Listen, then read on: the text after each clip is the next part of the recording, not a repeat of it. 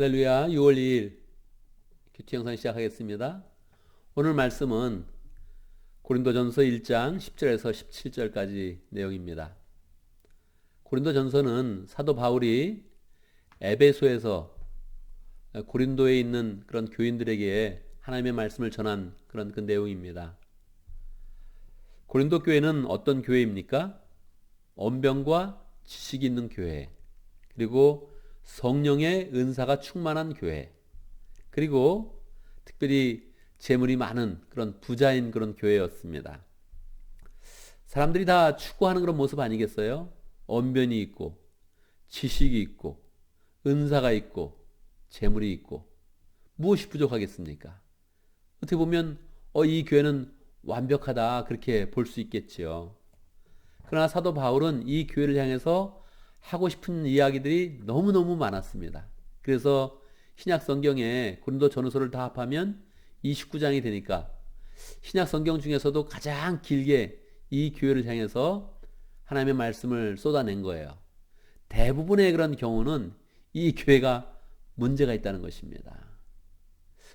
외적으로 보면 완벽한 것 같은데 이 교회가 심각한 그런 문제를 가지고 있었습니다.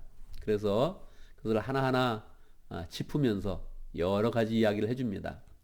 이 서신서는 교회의 현실을 그대로 보여줍니다. 또 교인들의 그런 삶에 구체적으로 적용되는 그런 이야기들입니다. 그래서 우리가 서신서를 읽을 때마다 우리의 그런 삶 가운데 그대로 적용해서 실천할 수 있는 그런 그 말씀이 많이 있는 것이죠.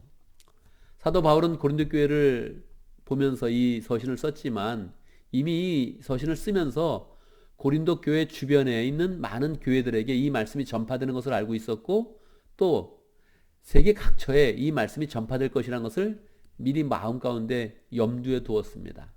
그래서 우리가 읽으면 바로 이것은 고린도 교회를 향한 것인데 바로 우리들을 향한 것이구나 하는 것을 우리가 또 깨달을 수가 있습니다. 자, 고린도 교회의 그런 문제가 무엇일까요? 한번 볼까요? 10절입니다.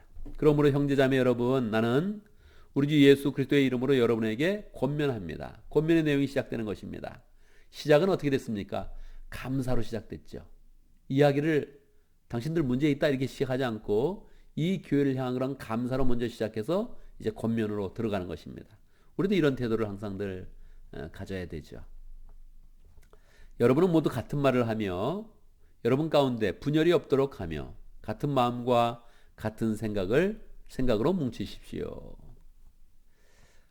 이것이 첫 번째 권면인데 그 교회의 그런 문제를 나타내고 있는 것입니다. 그 사람들은 같은 말을 하고 있지 않습니다. 분열이 있고요. 같은 마음을 갖지 못하고 있습니다. 같은 생각을 갖지 못하고 있습니다. 그래서 이것을 권면하고 있는 것입니다. 이런 문제를 어떻게 알았을까요? 사도 바울은 지금 에베소에 있고 이 교회는 지금 고린도에 있는데 에베소는 지금으로 치면은 그리스에 있는 것이고요. 그리고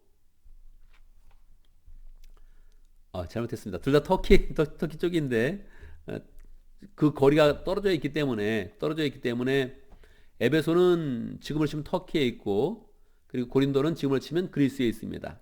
그래서 그 거리가 지금으로 가면 뭐 비행기 타면 금방 가겠지만 그 당시는 배를 타고 가야 되고 걸어가야 되고 이 모든 게 맞아야 되기 때문에 시간이 아주 오래 걸리는 것이었죠. 어떻게 그 소식을 다 들을 수가 있었을까요? 11절입니다. 나의 형제자매 여러분, 근로에 있는 집사람들이 여러분의 소식을 전해주어서 나는 여러분 가운데서 분쟁이 있다는 것을 알게 되었습니다. 고린도 교회 한 목장의 그런 목자가 이걸 알려준 거죠. 근로에는 여자 목자님입니다. 보통 성경에서 누구누구의 집사람들 이렇게 이야기하면 이게 가정교회구나 이렇게 생각하면 딱 맞습니다. 가정교회를 하는 근로의 집에 있는 사람들의 목장에서 이것을 알려준 거죠. 근로에는 여자분입니다. 그래서 여자 목자님이 인도하는 가정교회였습니다. 거기에서 이 소식을 알려준 거죠. 여자들이 보통 감정이 더 먼저 변하잖아요. 문제가 있을 때 어떡해 이런 그 안타까움이 있었던 거죠. 그래서 이것은 사도 바울에게 이야기해서 다시 권면을 받고 우리 교회가 다시 같은 생각, 같은 마음을 품어야 된다. 이것을 이제 알고서 알려주게 됐던 거죠. 분쟁이 어떻게 있었을까요? 12절. 다름이 아니라 여러분은 저마다 말하기를 나는 바울 편이다. 나는 아볼로 편이다. 나는 게바 편이다. 나는 그리스도 편이다 한다고 합니다. 그래서 그 가운데 파당이 있었던 것입니다. 난 누구 파다, 누구 파다. 누굴 중심으로 나는 한다. 이렇게 생각을 하고 있는 거죠. 우리 교회도 그런 모습이 있을까요? 그런 모습이 쉽게 있을 수 있죠. 어느 교회나 그런 모습을 쉽게 가질 수 있습니다. 사람은 성향이 다르고요. 성격이 다르고요. 그리고 좋아하는 것도 다르고 취미도 다르고 그러면 쉽게 나눠질 수 있는 것이죠. 어느 교회나 다양한 색깔을 가지는 것이 좋습니다. 그러나 그게 더 완전히 파가 되어서 분파가 되어서 나는 누구누구 파다 이렇게 나가면 안 되는 것이죠. 사람은 차이가 있을 수 있습니다. 그런데 교회가 갈라지면 안 된다는 거예요. 한 몸인 상태를 그대로 유지해야 되는 거죠. 모두 다 같을 수는 없습니다. 그런데 성격이 달라도 같은 말을 해야 된다는 거예요. 어떤 말이요? 그리스도를 중심으로 한 말이죠. 13절. 그리스도께서 갈라지셨습니까? 바울이 여러분을 위해 십자가를 달리기도 했습니까? 또는 여러분이 바울의 이름으로 세례를 받았습니까? 사도 바울은 자기를 좋아하는 그런 사람들을 그렇게 중요시 여기지 않는 거예요. 바울 편이 있다고 좋아하지 않는 거예요. 거기에 게바, 베드로파가 있고 아볼로파가 있다면 좋아하지 않는 거예요. 다 예수님으로 모여야 됩니다.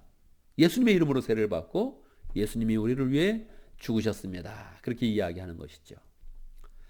14절 자기의 삶을 또 구체적으로 얘기합니다. 내가 여러분 가운데 그리스도와 가요회 밖에는 아무도 세례를 준 일이 없습니다. 내가 그걸 너무 잘했습니다. 하나님께 감사드립니다. 그렇게 얘기하지.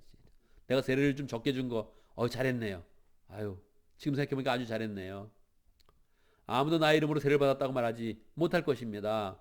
너무너무 잘했네요. 그러다가 문득 한 가정이 더 떠오른 거예요. 내가 두 사람밖에 세례 안 줬잖아요. 거기서 그래 놓고서 문득 한 사람이 더 떠오른 거예요. 누가? 내가 스데바나 가족에게도 세례를 주었습니다마는 하나 더 떠올라가지고 하나 더 얘기하는 거죠.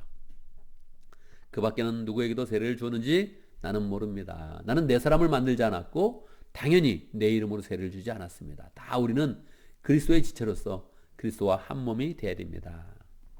17절 그리스도께서는 세례를 주라고 나를 보내신 것이 아니라 복음을 전하라고 보내셨습니다. 복음을 전하되 말의 지혜로 하지 않고 그리스도의 십자가의 능력으로 했습니다. 그렇게 하면서 17절을 마치게 되는 것입니다.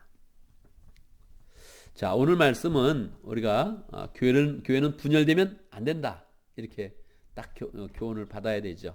어떻게 됩니까? 같은 말을 하고 같은 마음을 품고 같은 생각을 가져야 됩니다. 이것은 다 우리가 그냥 한 색깔로 똑같아야 된다 이렇게 말하는 것이 아닙니다. 교회는 다양할수록 좋은 거예요.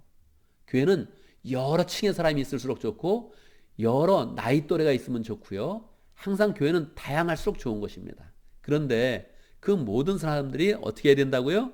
그리스도를 중심으로 모여야 된다고요. 우리는 다 각자 다릅니다. 그렇지만 예수님을 중심으로 모여야 된다. 이게 중요한 그런 메시지입니다.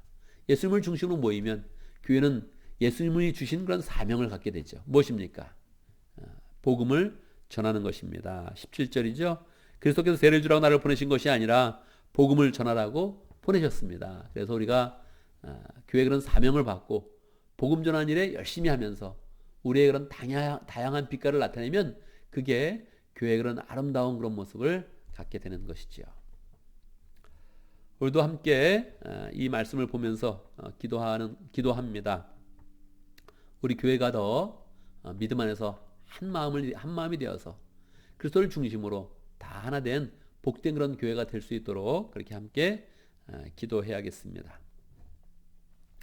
두 번째로 이번에 미국의 그런 상황들을 보면서 함께 또 우리가 기도합니다. 지금은 코로나 바이러스가 전혀 해결되지 않았고 아직도 계속 그 숫자를 보면요 너무너무 빠르게 계속 증가되고 있습니다. 미국의 상황을 보면 너무 크게 더 증가한다고 볼 수 없지만 한국이나 다른 상황에 비하면 아직도 100배, 1000배로 그냥 막 늘어나는 거랑 마찬가지입니다. 그래서 늘 심각성을 알고 이 문제를 잘 해결해야 되는데 하나님께서 정말 긍휼을 주시도록 은혜를 주시도록 하나님께서 치료해 주시고 보호해 주시도록 우리 함께 기도하겠습니다. 이러한 상황 가운데 또 시위가 일어나고 약탈이 일어나고 있습니다. 정말 이게 미국의 모습이죠. 얼마나 부끄러운 모습입니까? 그냥 수치스러운 모습이 그대로 다 드러나고 있는데 이게 참 우리가 함께 열심히 기도를 해야겠습니다. 이런 상황 가운데 우리는 정말 주님이 주신 그런 사명, 복음을 전하는 그런 사명, 사람을 돌아보고 세우는 그런 사명을 잘 감당해야겠습니다. 하나님께서 지금의 이런 상황 가운데서도 하나님과 가까이 하면서 신앙을 키우고 또 복음의 그런 열매를 잘 거둘 수 있는 시가 될 수 있도록 함께 기도하겠습니다. 제가 기도하고요. 녹화 마치고요. 함께 더 기도하는 그런 시간을 한 번 더 가져보겠습니다. 제가 대표로 기도하겠습니다. 하나님, 피소스 교회를 허락하여 주셔서 감사합니다. 주님이 머리가 되어주시고 우리 교회를 늘 복음의 은혜 가운데 인도하여 주셔서 우리가 같은 마음을 갖고 같은 뜻을 품고 같은 생각을 가질 수 있도록 역사하심을 감사합니다. 영혼 구원하여 제자 삼는 그런 교회로 늘 신약교회의 그런 회복을 위해서 우리 힘쓸 수 있도록 인도하심을 감사합니다. 하나님, 늘 주님이 주시는 사명을 힘써 지키는 그런 가운데 우리가 다 한마음이 되어지고 다양한 모습으로 주님이 원하시는 많은 열매를 맺을 수 있도록 인도하여 주시옵소서.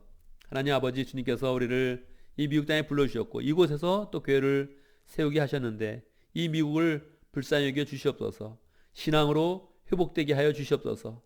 모든 생각과 주장을 할 때마다 겸손한 마음을 갖게 하시고 우리가 죄인임을 알게 하여 주시고 우리가 딛고 있는 이 터가 너무 약한 것을 알게 하여 주시고 하나님의 은혜를 구하며 이 미국이 새롭게 될 수 있도록 인도하여 주옵소서. 우리가 있는 그런 지역부터 우리의 그런 삶부터 우리의 가정부터 하나님 더 겸손한 마음 갖게 하시고 하나님의 은혜를 입게 하여 주시고 하나님의 축복 가운데 새로워질 수 있도록 역사하여 주옵소서. 주님께서 은혜를 주실 때마다 하나님 안전한 것에 만족하지 아니하고 내가 삶이 무난한 것에 만족하지 아니하고 복음의 그런 사명을 쫓아서 열심히 살아갈 수 있도록 인도하여 주옵소서. 주님이 함께 하시는 그런 가운데 교회가 부흥되게 하시고 내적으로 부흥되게 하시고 영적으로 부흥되게 하시고 영혼을 사랑하며 영혼의 사랑을 나누며 풍성하게 하나님이 주신 열매가 가득하도록 역사하여 주옵소서. 예수님의 이름으로 기도드리옵나이다. 아멘.